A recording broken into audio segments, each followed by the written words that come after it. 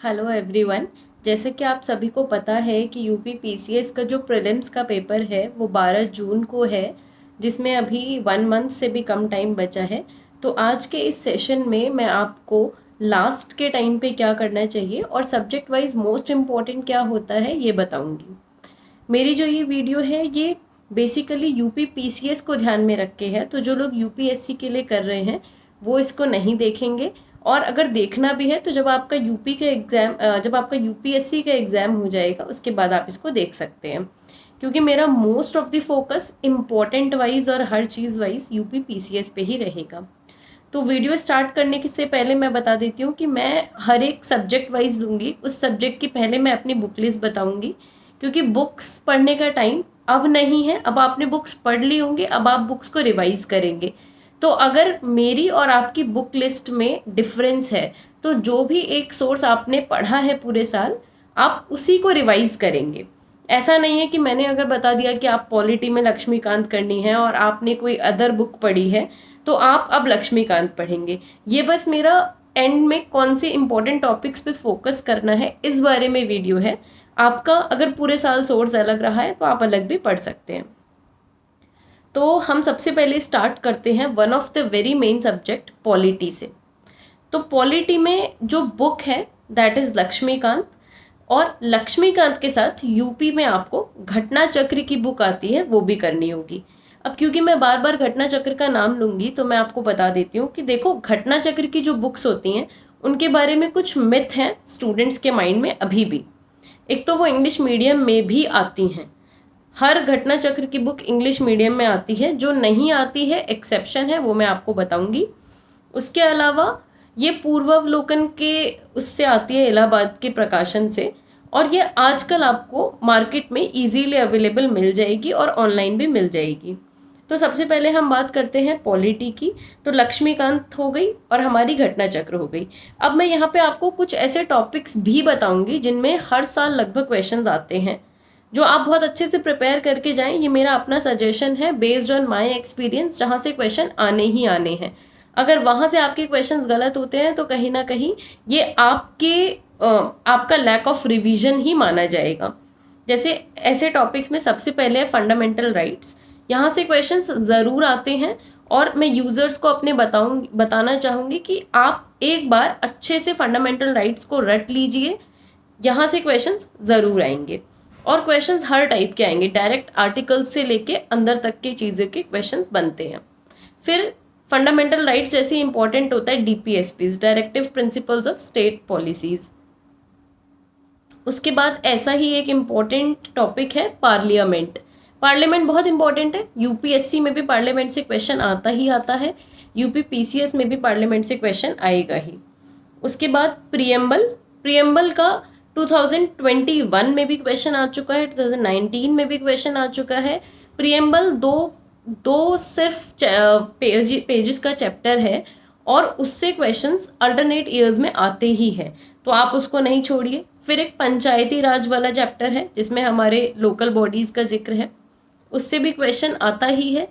उसके बाद प्रेसिडेंट, और हाँ, इसी तरह से यही इंपॉर्टेंट टॉपिक्स हैं जिनसे क्वेश्चंस लगभग हर साल आते हैं। मैं फिर से एक बार रिपीट करूंगी, fundamental rights, DPSP, parliament, preamble, president और ये पंचायती राज। तो इन टॉपिक्स पे आप स्पेशल ध्यान दे सकते हैं। और क्योंकि आप यूपी के लिए अपेयर हो रहे हैं तो मैं आपको सजेस्ट करूंगी कि आप एक बार घटना चक्र ज़रूर करके जाएं। घटना चक्र में सिर्फ क्वेश्चंस होते हैं, क्वेश्चंस की फॉर्म में अगर हम चीज़ें रिवाइज करते हैं तो वो जल्दी रिवाइज होती हैं। अगर अभी तक भी आपने घटना चक्र नहीं पढ़ी है तो आप अब भी घटना चक्र पढ़ सकते हैं, क्योंकि वो सिर्फ क्वेश्चंस होते हैं। एक टॉपिक के जब जितने प्रीवियस ईयर के क्वेश्चंस हैं वो सब होते हैं और उसमें से काफ़ी रिपीट भी होता है। तो जब आप घटना चक्र पढ़ते हैं तो एक तो आपका क्वेश्चंस रिवीजन होता है क्वेश्चंस के थ्रू, और एक आपको लास्ट ईयर का आइडिया मिलता है। तो ये पॉलिटी हो गया। उसके बाद फिर नेक्स्ट इंपॉर्टेंट सब्जेक्ट पे आते हैं हिस्ट्री पे। हिस्ट्री की जो मेजर सी बुक लिस्ट है वो आप लोगों को पता ही है। एंशिएंट में RS शर्मा है, फिर सतीश चंद्र है, मॉडर्न के लिए बिपिन चंद्र है। ये सारी बुक्स अभी तक आपने पढ़ ली होंगी। उसके अलावा मॉडर्न के लिए स्पेक्ट्रम की बुक भी बहुत सारे बच्चे पढ़ते हैं। तो जो भी आपने बुक पढ़ी है, मैंने भी पढ़ी थी स्पेक्ट्रम, उसको आप रिवाइज करेंगे। उसके साथ में घटना चक्र की किताब आप ज़रूर पढ़ेंगे। मतलब पॉलिटी में घटना चक्र उतनी इम्पोर्टेंट नहीं है जितनी घटना चक्र इम्पोर्टेंट हिस्ट्री में है। और हिस्ट्री की घटना चक्र पढ़ के बहुत फ़ायदा होता है, क्योंकि मॉडर्न में बहुत सारी डेट्स और फैक्ट्स ऐसे होते हैं जो आप यूजुअली भूल जाते हैं। तो उनको याद करने का एक बहुत अच्छा तरीका होता है कि आप उनको क्वेश्चंस की फॉर्म में करें, जिससे वो आपको याद भी हो जाएंगे और आपको आइडिया भी हो जाएगा कि किस टाइप के क्वेश्चंस आते हैं।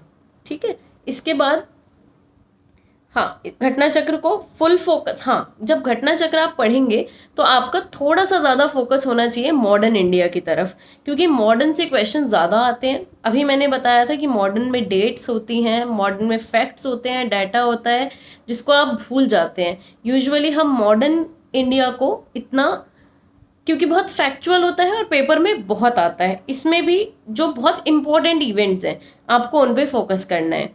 जैसे कि जितने भी गांधीयन एरा के बाद नॉन कॉपरेशन मूवमेंट था, फिर सविनय अवज्ञा आंदोलन हुआ, भारत छोड़ो आंदोलन हुआ, कोई बहुत महत्वपूर्ण अधिवेशंस होते हैं, मतलब जो सेशन होते हैं, कांग्रेस जो थी इंडियन नेशनल कांग्रेस, उसके इम्पोर्टेंट सेशंस आपको देखने हैं।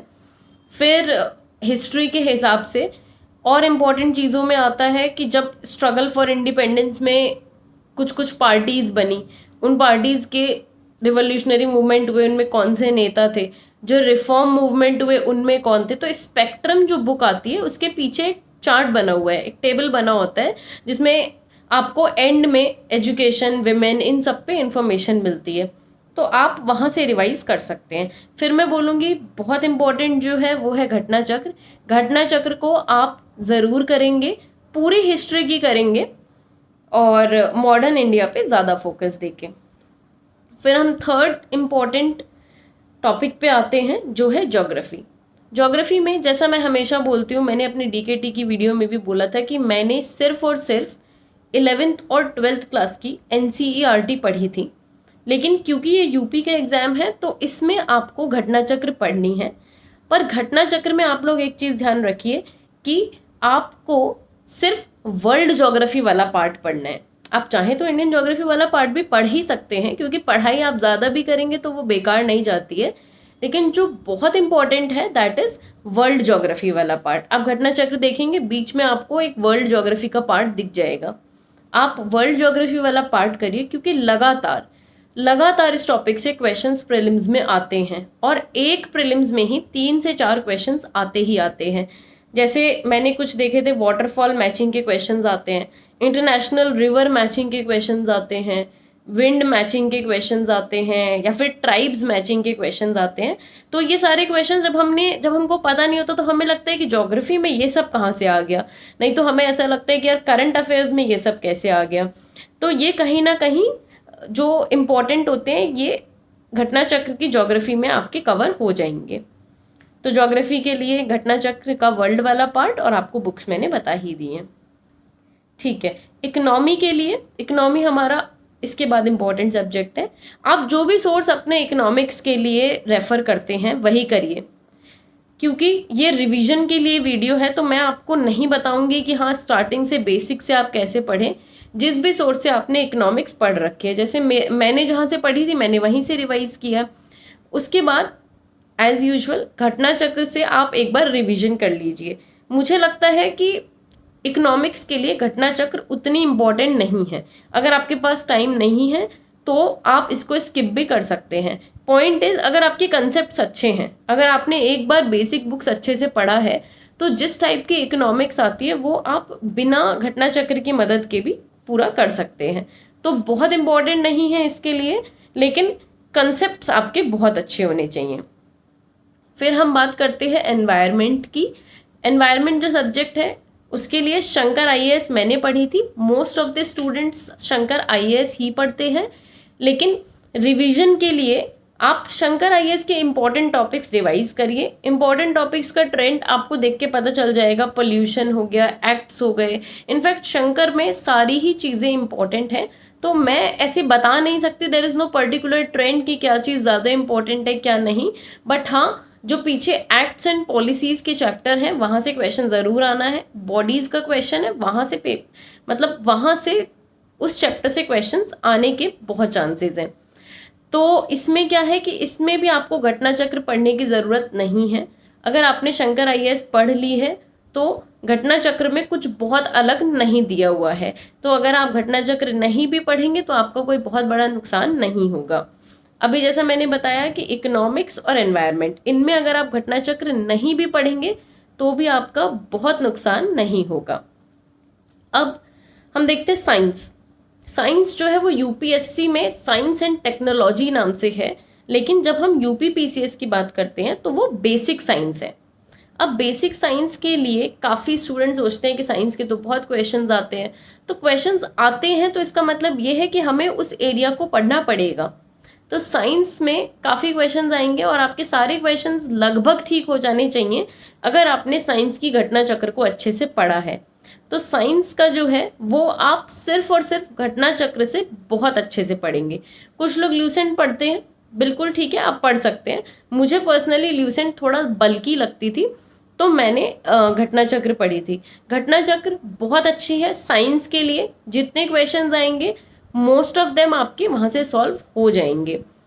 तो साइंस के लिए घटना चक्र हो गई है। उसमें भी थोड़ा सा ज़्यादा इंपॉर्टेंस देना है उन चीज़ों को जो चीज़ें लगातार आती रही हैं, जैसे वाइटामिन्स, मिनरल्स, इन पे क्वेश्चंस आते हैं, या फिर कभी कभी पूछ लेते हैं कि फिलोसोफर्स वूल किसे बोलते हैं। कुछ कुछ ऐसी चीज़ें हैं जो आप लास्ट ईयर, देखो घटना चक्र का मतलब होता है प्रीवियस ईयर क्वेश्चन पेपर। जब आप प्रीवियस ईयर के क्वेश्चन पेपर लगातार देखेंगे तो आपको समझ में आ जाएगा कि क्या चीज़ इंपॉर्टेंट है और क्या चीज़ कम इम्पॉर्टेंट है। ठीक है, तो अभी हमारे मेजर सब्जेक्ट्स कवर हो गए हैं, क्योंकि मैं आर्ट एंड कल्चर को थोड़ा सा हिस्ट्री से ही रिलेट करके देखती हूँ। तो आर्ट एंड कल्चर भी जो आपका है उसकी कोई अलग से घटना चक्र तो अब आती हो तो पता नहीं, पहले तो नहीं आती थी। तो वो आपका हिस्ट्री में ही कवर हो जाएगा और आप अपनी 11th क्लास की एनसीईआरटी फाइन आर्ट्स वाली वो पढ़ेंगे। नहीं तो अगर आप नितिन सिंघानिया सर की बुक रेफर करते हैं इन जनरल तो आप वो भी पढ़ सकते हैं, कोई इश्यू नहीं है। लेकिन हाँ, रिवाइज आप ज़रूर करेंगे। उसके बाद एक बहुत इम्पॉर्टेंट पार्ट होता है, और जो काफ़ी ज़्यादा ऐसे बच्चे जो यूपीएससी का एग्ज़ाम दे रहे होते हैं और यूपी पीसीएस में अभी स्विच किए होते हैं, उनको लगता है कि यूपी कहाँ से पढ़ें। ठीक है, तो मैं आपको एक बात बता देती हूँ कि बहुत ज़्यादा यूपी के क्वेश्चंस यूपी पीसीएस के प्रीलिम्स में नहीं आते हैं, लेकिन फिर भी आते हैं। तो जो भी चीज़ आती है हमको पढ़नी तो पड़ेगी ही, लेकिन अब यूपी इतना बड़ा है कि आप एकदम से उसको पूरा नहीं पढ़ सकते हैं। तो कुछ कुछ जो मुझे लगता है यूपी के हिसाब से इम्पोर्टेंट, वो आपका होगा हमारा यूपी का सेंसस देख लीजिए आप। ठीक है, यूपी की हल्की फुल्की ज्योग्राफी देख लीजिए, और ये सब मैंने तो वीडियो की हेल्प से देखा था। मैंने टाइप किया था यूपी सेंसस, तो जो वीडियो आई थी, मैं कोई पर्टिकुलर चैनल को यहाँ पे नहीं बताऊंगी आपको, क्योंकि आपके कंफर्ट के ऊपर है। कंटेंट सेम ही है, बोलने का स्टाइल अलग होता है और कुछ लोगों का प्रेजेंट करने का स्टाइल अलग होता है। तो जो भी आपको वीडियो ठीक लगे आप उसको देख सकते हैं। ठीक है, यूपी का आपको बेसिक आइडिया चाहिए। यूपी का कोई मैंने तो बुक नहीं रखी थी, हाँ, लेकिन यूपी के सेंसस से क्वेश्चंस आते हैं। यूपी में कुछ भी ऐसा है कि बहुत इंफ्रास्ट्रक्चर वगैरह टाइप के डेवलपमेंट से क्वेश्चंस आ जाते हैं। यूपी के नए एक्सप्रेसवे, इन सब से क्वेश्चंस आते हैं। थोड़ा सा आप देखेंगे ना तो कुछ ही टॉपिक्स हैं जिनसे क्वेश्चंस आते हैं, जैसे मैंने एक सेंसस बता दिया, एक एक्सप्रेसवे बता दिया, या फिर यूपी में कोई स्पोर्ट्स हुआ हो उसमें कौन सी ट्रॉफी है, किसको मिली है, ये वाला थोड़ा सा इम्पोर्टेंट होता है। अब हम बेसिक करंट अफेयर्स की बात करेंगे। तो देखो, करंट अफेयर्स का तो एज इन कोई सोर्स नहीं होता है किसी भी एग्जाम में, लेकिन एक मैं जो फील करती हूँ एक सोर्स है जिसमें यूपी के most of the questions current affairs के कवर हो जाते हैं, वो है घटना चक्र की दृष्टि। अब इस बुक को लेके बच्चों को बहुत कन्फ्यूजन होता है। कुछ लोग दृष्टि की मैगजीन ले आते हैं, कुछ लोग घटना चक्र की ले आते हैं, लेकिन ये घटना चक्र की दृष्टि है। इसमें क्या है, ये एक बुक है जिसके ऊपर एक बड़ी सी आँख बनी होगी, इसकी ये पहचान है। दो ये पहचान फनी है, लेकिन मार्केट में इतना मटेरियल हो गया है दृष्टि के नाम से, घटना चक्र के नाम से, कि ऑफ्टर हम ये देखते हैं कि हम गलत बुक लाके पढ़ने लग जाते हैं। इस बुक में ऊपर एक आँख बनी होगी। इस साल ये बुक येलो कलर के कवर में आई है, येलो इसका फ्रंट पेज है, तो आपको यही वाली बुक लेनी है। अब इस बुक के साथ एक बहुत बड़ी प्रॉब्लम ये है कि ये हिंदी मीडियम में ही अवेलेबल होती है, ये इंग्लिश में नहीं आती है। तो जो इंग्लिश मीडियम के स्टूडेंट्स हैं, मैं उनको बताती हूँ कि देखो ये बहुत मुश्किल नहीं है कि आपको हिंदी को इंग्लिश में पढ़ना है, ये बहुत वन लाइनर वाली बुक है क्योंकि ये करंट अफेयर्स बुक है। अब जैसे इंडिया की कौन से स्टेट ने स्किल इंडिया में फर्स्ट रैंक आई है, तो दिस इज समथिंग जो इंग्लिश हो हिंदी हो, आपको एक वन लाइनर है और आपको याद करना है, तो आप उसको किसी भी मीडियम में याद कर सकते हैं। तो इसको पढ़ने में थोड़ा इशू होता है क्योंकि इसका मीडियम सिर्फ हिंदी होता है। अगर आपको कोई ऐसी इंग्लिश की बुक मिल रही है, तो जहाँ तक मेरा आइडिया इस साल तक भी इंग्लिश की बुक नहीं आई है, तो आप गलत बुक पढ़ रहे हैं। ये वाली बुक में थोड़ा सा एफर्ट होगा। इसकी एक ये भी हो सकता है कि अगर आप अपने फ्रेंड्स के साथ पढ़ रहे हैं तो ज़्यादा इजी रहता है, क्योंकि दो तीन लोग जब पढ़ते हैं तो थोड़ा सा ट्रांसलेशन में ईज होती है।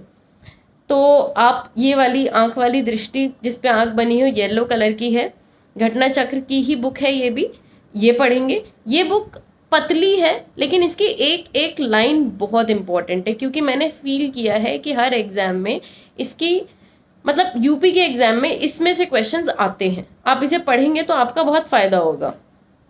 उसके बाद आप करंट अफेयर्स, हाँ देखिए करंट अफेयर्स आइडियली 1 साल के आते हैं, लेकिन जब एग्ज़ाम होता है उससे 2-3 महीने पुराने जो करंट अफेयर्स हैं वो बहुत ज़्यादा आते हैं। ये मैंने अपने पर्सनल एक्सपीरियंस से देखा है। इसका कोई मतलब this is not a rule, क्या पता इस बार ना आए, लेकिन मैंने देखा है 2-3 बार से हमेशा ऐसा होता है कि जिस भी महीने एग्ज़ाम होता है, जैसे अभी जून में एग्ज़ाम है, तो आप लगा लो फेब मार्च ये वाले जो महीने हैं इनके करंट अफेयर्स डोमिनेटिंग होते हैं। ये नहीं है कि लास्ट जून के करंट अफेयर्स बहुत ज़्यादा आएंगे, जनवरी फरवरी मार्च इनके जो करंट अफेयर्स हैं ये आपको एग्जाम में डोमिनेटिंग दिखेंगे।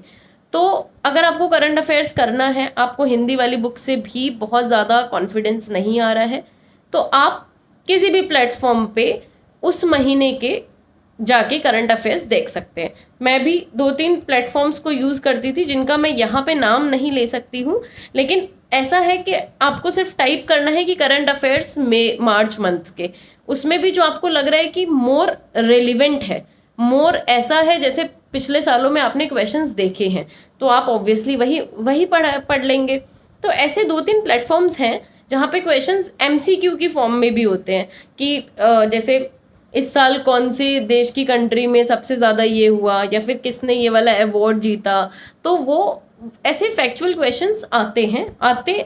और यूपी में तो थोड़ा सा, क्योंकि लोग कहते हैं कि यार फैक्चुअल है करंट अफेयर्स बहुत मुश्किल है, क्योंकि आपको अब पता है कि वो फैक्चुअल है, क्योंकि आपको मालूम है कि आपको एग्ज़ाम भी निकालना है और वो फैक्चुअल भी है, तो आप कोई सब्स्टिट्यूट आपके पास है नहीं, बस आप फैक्चुअल कंटेंट की तैयारी ही कर सकते हैं।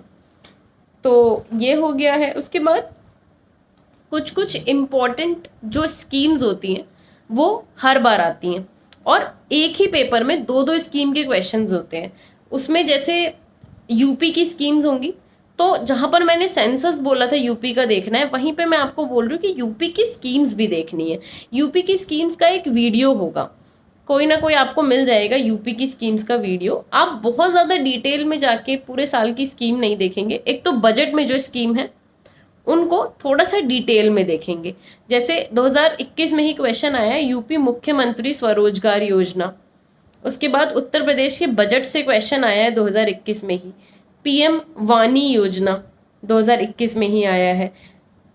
तो ये हम करंट अफेयर्स ऐसे कवर कर सकते हैं। अब क्या है कि कुछ जनरल सी बातें हैं जो मैं आपको बताना चाहूँगी, कुछ टॉपिक्स, मतलब जो टॉपिक हमेशा रहते हैं एग्जाम में।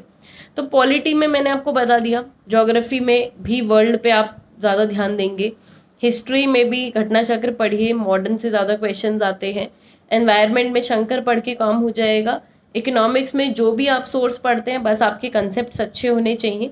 इसके अलावा हमेशा हमेशा हमेशा इंडेक्सेस से क्वेश्चन आता है कि इस इंडेक्स में किसकी कितनी रैंकिंग थी, ये इंडेक्स कौन निकालता है। तो अगर आपको कहीं पे इंडेक्स की एक अलग से वीडियो मिल जाए जो 5, 10, 15, बहुत ज़्यादा नहीं तो 20 मिनट की हो, तो आप वहाँ से अलग से इंडेक्स प्रिपेयर कर सकते हैं, क्योंकि उससे बहुत क्वेश्चंस आते हैं। 2021 में ही SDG इंडिया का आया, ग्लोबल पीस इंडेक्स का आया, वर्ल्ड पॉपुलेशन रिपोर्ट आई। तो अगर एक ही साल में आपको तीन तीन क्वेश्चंस किसी एक टॉपिक से मिल रहे हैं, तो इसका मतलब है कि वो टॉपिक आपके लिए बहुत इंपॉर्टेंट है, आप उस टॉपिक के क्वेश्चंस को मिस नहीं करेंगे। उसके बाद हमारा प्राइजेस, जैसे हाँ, प्राइज मतलब ट्रॉफीज एंड प्राइज, जो भी इम्पॉर्टेंट इवेंट है उसमें किसको प्राइज मिला, क्या मिला, ये आपका वैसे तो करंट अफेयर्स में ही कवर हो जाता है, बट आप इसको थोड़ा सा अलग सी वीडियो देख के फोकस करके भी कर सकते हैं। जैसे 2021 में ही क्वेश्चंस आए थे नोबेल प्राइज के ऊपर, और एक और प्राइज है उसके ऊपर आया था। उसके बाद हमारा एक इम्पॉर्टेंट टॉपिक्स इसमें इसमें ये आता है कि हम इम्पॉर्टेंट डेट्स और उनकी थीम, जैसे एनवायरनमेंट डे की थीम अक्सर रिपीट होता है ये क्वेश्चन, मतलब थीम बदलती रहती है पर क्वेश्चन नहीं बदलता है।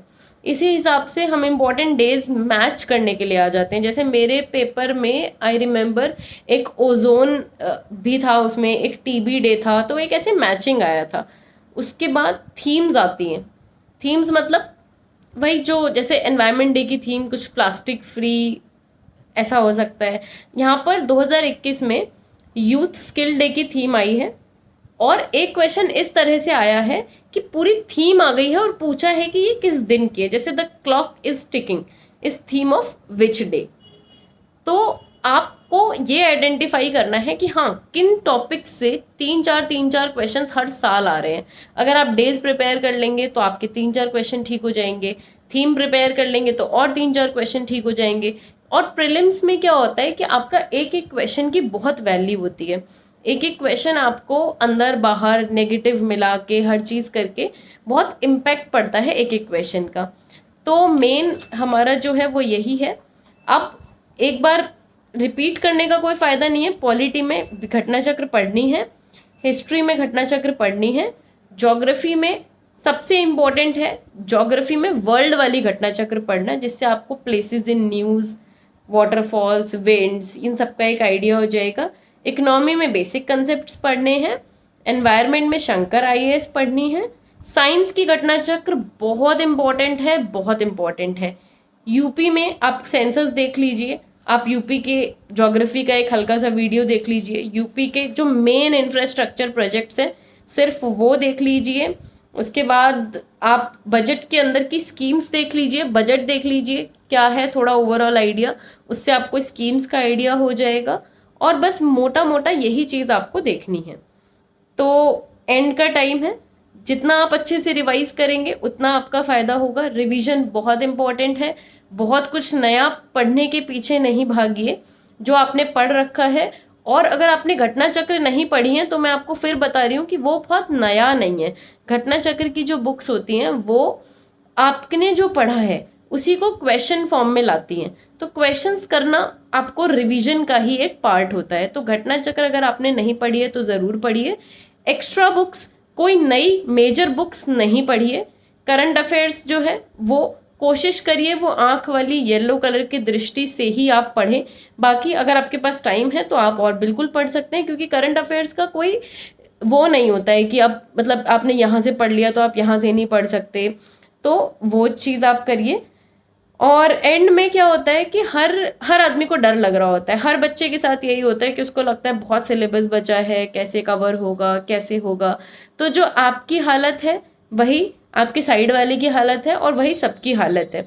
मेन क्या होता है कि आप कैसे अपने एंड के टाइम को बेटर यूटिलाइज करेंगे।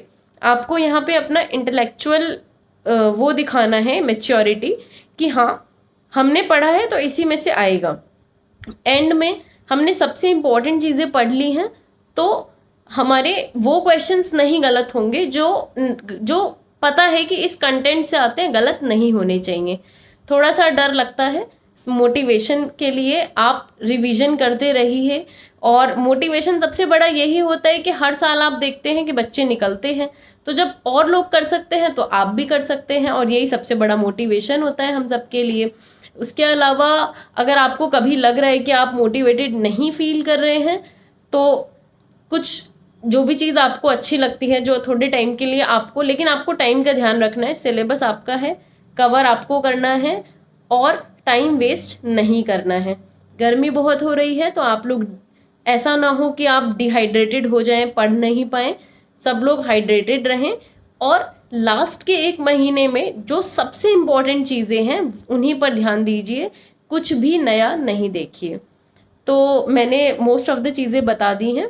फिर भी अगर आपको लगता है कि कोई ऐसा पार्ट है जो मैंने नहीं टच किया है, तो आप मुझे नीचे कमेंट सेक्शंस में पूछ सकते हैं बिल्कुल। और दूसरी चीज़ ये है कि मैंने एक सिलेक्शन के बाद डीकेटी पे एक वीडियो बनाई थी जहाँ पे मैंने डिटेल्ड स्ट्रेटेजी बताई है। बुक्स तो यही हैं, लेकिन आपको थोड़ा कैसे पढ़ना है मैंने ये बताया है। तो ये हमारा हो गया एग्ज़ाम का। हाँ, एक बहुत इम्पॉर्टेंट चीज़ जो मतलब मुझे लगता है आजकल मिस नहीं करनी चाहिए, वो है CSAT, civil services aptitude test है। दो वो क्वालिफाइंग होता है हमारे यूपी पीसीएस में भी, लेकिन आप उसको लाइटली नहीं लेंगे। क्योंकि क्या होता है, अगर आप क्वालिफाई ही नहीं कर पाएंगे तो फिर आपका इतना सारा पढ़ाई सब बेकार, और ओवर कॉन्फिडेंस में नहीं रहना है। मैथ्स और रीजनिंग और इन चीज़ों का क्या होता है कि जब हम इनके टच में नहीं रहते हैं ना, तो हम इनको भूल जाते हैं। अगर हम थोड़ा सा 1-2 दिन निकाल के इनको रिवाइज कर लेंगे तो बहुत अच्छा है हमारे लिए। एग्जाम में एक तो हमें कॉन्फिडेंस रहेगा, और फिर ऐसा नहीं होगा कि हमारा सीसेट रुके। और अगर आपका मैथ्स और सीसेट वीक है तो आप आज से ही, जिस दिन आप ये वीडियो सुन रहे हैं उससे एग्जाम में बहुत ज़्यादा टाइम नहीं रहा है, तो आप आज की डेट से ही सीसेट को प्रैक्टिस करिए। प्रैक्टिस करने के लिए बहुत ही सारे प्लेटफॉर्म्स हैं, बहुत सारी वीडियोस हैं, और अगर वो भी नहीं है तो कोई भी आप बेसिक अरिथमेटिक की बुक उठा लीजिए। कोई भी, अरिहंत की आती है जो मैंने करी थी, उससे आपको बस बेसिक चीज़ें कवर करनी है। बहुत हाई नहीं आता है, लेकिन अब हिंदी के उसमें 10 क्वेश्चंस आते हैं। मैंने प्रीलिम्स में सीसेट के लिए हिंदी नहीं छुई थी, आपको भी ज़रूरत नहीं है क्योंकि वो क्वालिफाइंग एग्जाम है। क्वालिफाई आप पिछले साल के पेपर लगा के देखिए, अगर आप क्वालिफाई करने में आपको दिक्कत हो रही है तब आप अपने बेस्ट, जो भी आपको उसमें से ऐसा लग रहा है कि इजीली मैनेज कर पाते हैं, ज़रूर पढ़िए। अगर आप क्वालिफाई नहीं कर पाते हैं तो आपको रेगुलरली आज से ही करने की ज़रूरत है, क्योंकि कोई फ़ायदा नहीं होगा अगर आप एप्टीट्यूड टेस्ट को ही क्वालिफाई नहीं कर पाए। जब आप वहाँ क्वालिफाई कर पाएंगे तभी आपका ये वाला जो है ये पेपर चेक होगा। तो कंपटीशन बहुत है, लेकिन फिर भी हम में से ही, आप सब में से ही बच्चे बन भी रहे हैं, तो बहुत ज़्यादा कंट्रीब्यूशन होता है लास्ट के टाइम पे आपकी क्या स्ट्रेटेजी है। तो मैं उम्मीद करती हूँ कि आप लोग अच्छे से पढ़ेंगे। जो भी डाउट है, मैंने अभी कहा था, आप कमेंट्स कर सकते हैं। डीकेटी पे मेरी एक डिटेल्ड वीडियो है, अगर आपको वो देखने का दिल हो। वैसे बहुत ज़्यादा चीज़ें देख के टाइम वेस्ट नहीं करना है, तो आप देख सकते हैं। और बाकी एग्ज़ाम के लिए आप सभी को all the best. Thank you.